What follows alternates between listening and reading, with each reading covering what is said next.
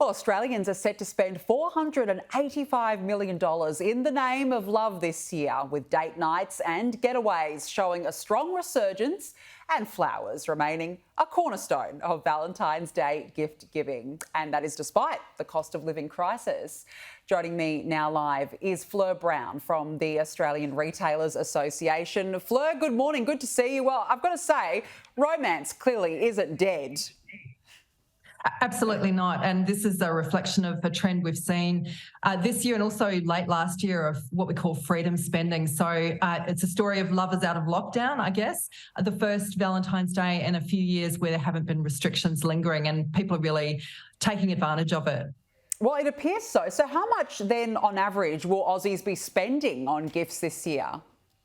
Look, the average is about $118, so that's up just over 6% year on year. But there are more Australians spending this year than last year, which probably also reflects that freedom element. You know, there's more to do, and people are really feeling the need to go out and have these experiences after being restricted for a few years.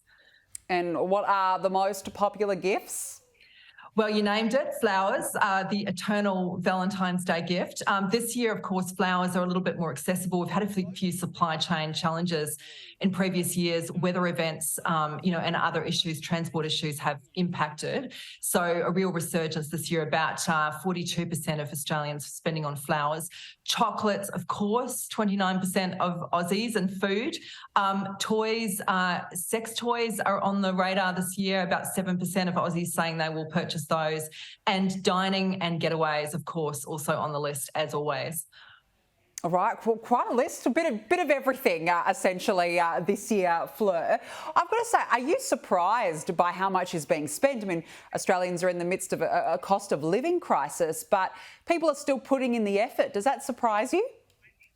Look, it does and it doesn't. We have seen this trend towards people wanting to indulge, wanting to, make good for what's happened over the last few years. There is still a level of household savings around.